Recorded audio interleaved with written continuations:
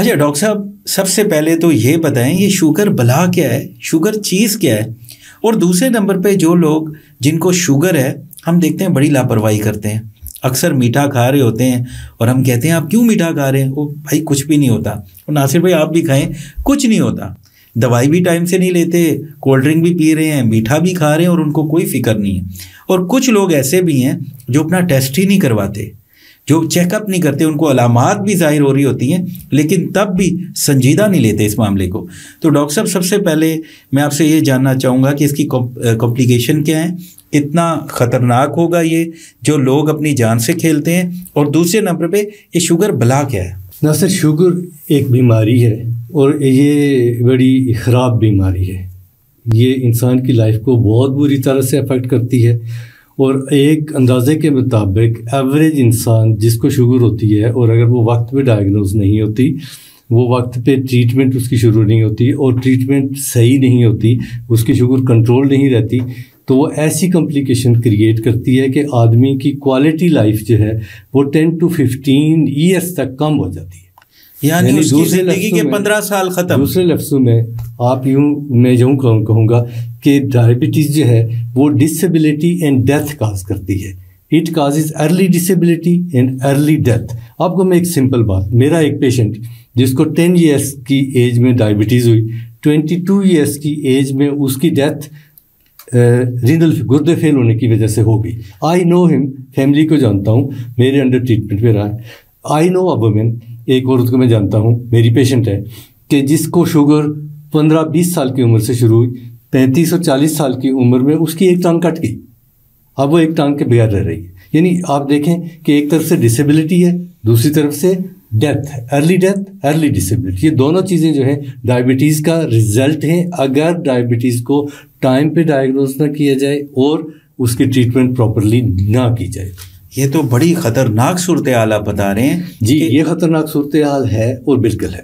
ابھی دیکھیں کہ فرض کرتے ہیں کہ اگر میں اپنے سننے والوں کے لیے صرف سمپل بات بتاؤں کہ ڈائبٹیز کیا کرتی ہے انسان کے ساتھ، ٹھیک ہے، کہنے کو تو ڈائبٹیز بس صرف شوگر صرف یہ ہے جی کہ بلڈ میں شوگر زیادہ ہے، لیکن شوگر بلڈ میں زیادہ ہے، اس کی کازز کیا ہیں یا اس کی ڈیٹیل کیا ہے ان کی طرف ہم نہیں جاتے، ہم یہ اس طرف جاتے ہیں کہ اگر زیادہ ہے تو پھر اس کا رزلٹ کیا ہے۔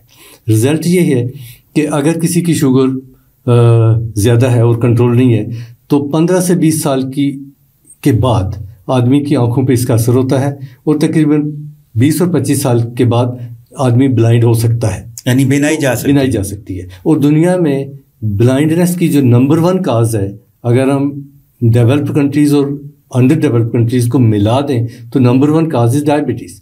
تو ڈائبٹیز دنیا میں نابینا پن کا ایک یعنی پہلی نمبر کاز ہے۔ تو اسی طرح سے اگر گردے ایفیکٹ ہوتے ہیں 15-20 سال کے بعد، شوگر کنٹرول نہیں ہے وہ گردوں پہ ایفیکٹ ہو جاتا ہے، جب گردوں پہ ایفیکٹ ہوگا تو پھر کیا رزلٹ رہتا ہے؟ ایک دفعہ گردے فیل ہو جاتے ہیں تو آدمی ڈائلسس پہ چلا جاتا ہے۔ تو ہر ایک آدمی کو پتہ ہے کہ ڈائبٹیز اگر ڈائلسس پہ آدمی چلا جاتا ہے تو اس کی لائف کتنی انکمفرٹیبل ہے اور اس کی کاسٹ کیا ہے، اور اگر وہ ڈائلسس نہیں ہے تو الٹرنیٹو ٹرانسپلانٹ، وہ ٹرانسپلانٹ ملے گا کہاں سے، ہوگا کیسے، اس کا بہت مشکل ہے۔ تو یہ دونوں کمپلیکیشن اب یہی نہیں ہے جن لوگوں کو شوگر ہے ان کو ارلی ہارٹ اٹیک ہوتا ہے، یعنی نارملی ہم ایکسپیکٹ کرتے ہیں کہ کسی بھی مرد کو ہارٹ اٹیک اگر ہوگا تو وہ 50-60s میں جا کے ہوگا، لیکن ڈائبٹیز کے جو لوگ ہیں جن کو 15-20 سال کی عمر میں ڈائبٹیز شروع ہوتی ہے وہ تو 35 سے 40 سال کی عمر میں ہارٹ اٹیک ہو جاتا ہے۔ ہارٹ اٹیک ہو گیا تو آپ دیکھیں کہ لائف کیسی چل رہی ہے۔ اب ایک تو وہ پہلی والی لائف نہیں رہی، دوسری بات کہ اینجیوپلاسٹی، اینجیوگرافیز، بائی پاس اور بہت ساری میڈیسن۔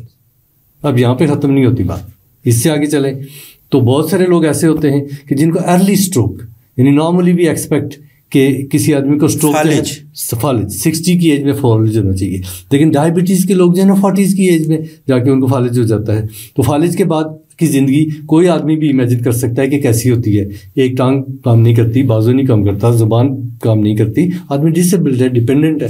تو یہ ساری، اس کے علاوہ بہت سارے لوگ ایسے ہیں کہ جن کے فٹ کی ڈیزیز ہو جاتی ہے جس کو ہم ڈائبٹک فٹ کہتے ہیں، یعنی وہ بلڈ ویسلز اس کے ویک ہو گئے اور بلڈ کم جاتا ہے اور بلڈ پیر جو ہے وہ اس کی نیوٹریشن کم ہو جاتی ہے، اسکیمیا ہو جاتا ہے، اور اس کے بعد نوبتی آتی ہے کہ پیر کاٹنا پڑتا ہے. تو یہ ڈسیبلٹیز ہیں، یعنی ایٹ لیسٹ یہ بہت ہی کامن چیزیں ہیں. ہارٹ اٹیک، اسٹروک، فٹ کی ڈیزیز جس سے پیر کاٹنے کی نوبت آ سکتی ہے، گردے کے فیلئر، اور آنکھوں کی بینائی کا کمپلیٹلی فیلئر یعنی جانا، یہ ساری کمپلیکیشنز ڈائبٹیز کی ہیں. یہ لانگ ٹرم کمپلیکیشن کہ جان بھی جا سکتی ہے. اگرچہ اس کے علاوہ بھی بہت ساری کمپلیکیشنز ہیں. یہ کمپلیکیشنز وہ ہیں، اس کو میں نے اس لیے مینشن کیا ہے کہ ہر ایک آدمی کے ایکسپیرینس میں کہیں نہ کہیں یہ کمپلیکیشنز آ رہی ہوں گی. آپ آنکھیں بند کر کے کوئی آدمی سے سوچے کہ ان کا ایک عزیز تھا جس کو ڈائبٹیز تھی اور وہ اب رینل ڈائلسس پہ ہے، دوسرے کو اسٹروک ہوا ہے. تو یہ ساری کمپلیکیشن ڈائبٹیز کی ہیں، اور ڈائبٹیز انہی کمپلیکیشنز کی وجہ سے انسان کی لائف کو کم کر دیتی ہے. دیٹ از وائی وی سے کہ جی ڈائبٹیز جو ہے ڈسیبلٹی اینڈ ڈیتھ، اور ایک کوالٹی لائف وہ کم ہو جاتی ہے.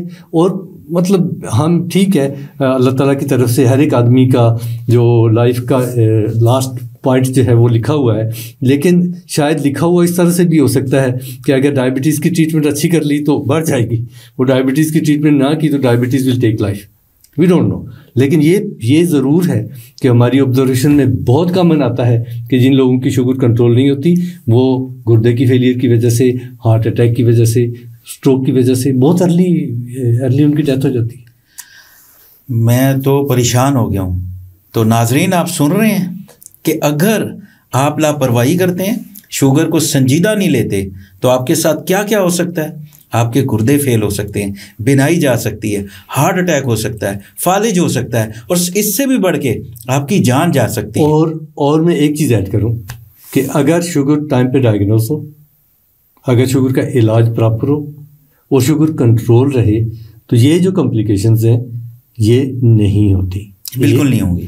اگر کسی کو دیر سے ڈائگنوسس ہوتی ہے اور کچھ کمپلیکیشنز اس میں شروع ہو گئی ہے، تو اگر اس کا اچھا کنٹرول ہوگا تو یہ کمپلیکیشن آگے نہیں بڑھتی، وہاں پہ رک جاتی ہیں. کبھی کبھی کچھ کمپلیکیشن جو ہے ریورس بھی ہو جاتی ہیں. اس لیے یہ بہت ضروری ہے کہ ڈائبٹیز کو سیریسلی لیا جائے. ارلی ڈائگنوسس، پراپر ٹریٹمنٹ اور پراپر کنٹرول. یہ کویسچن ہی میں نے آپ سے اس لیے کیا تھا کہ لوگ لاپرواہی کرتے ہیں. میں نے آپ کو بتایا نا کہ ٹیبل پہ میٹھا پڑا ہوا ہے اور ناصر بھائی کچھ نہیں ہوگا، کھا رہے ہیں، شوگر ہے ان کو، لوگ منع کر رہے ہیں یار آپ نہ لیں، کچھ بھی نہیں ہوتا، کوئی مسئلہ نہیں. یہ بات بہت کامن ہے کہ شوگر کو جو ہے نا شاید انفارمیشن انف نہیں ہوتی، جس کی وجہ سے شوگر کو لوگ بہت لائٹ لیتے ہیں.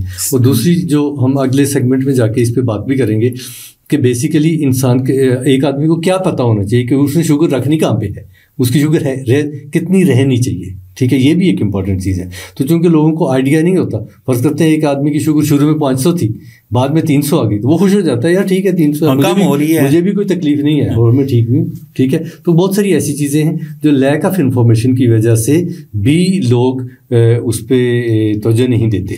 اچھا، کیا شوگر کو ہم سائلنٹ کلر بھی کہہ سکتے ہیں؟ شوگر اور بلڈ پریشر کے بارے میں جو ان کا دوسرا نام جو ہے نا عام، وہ سائلنٹ کلر ہی ہے. یعنی خاموش علامات کم ہوتی ہیں شروع کے ٹائم پہ، جب کمپلیکیشن ہو جاتی ہیں تو بہت ساری علامات آ جاتی ہیں، لیکن اس وقت وہ چیز جو کچھ ریورس نہیں ہوتی اور اٹ لیڈس ٹو ڈیتھ، تو یہ سائلنٹ کلر ہے. کیونکہ ایک عرصے تک آدمی کو اس کی شدت، اس کی علامات نہیں ہوتی، اور جب علامات آتی ہیں تو اس وقت بہت سارا کام ہو چکا ہوتا ہے. تو اس لیے اس کو سائلنٹ کلر کہتے ہیں، ڈیفینیٹلی کہتے ہیں.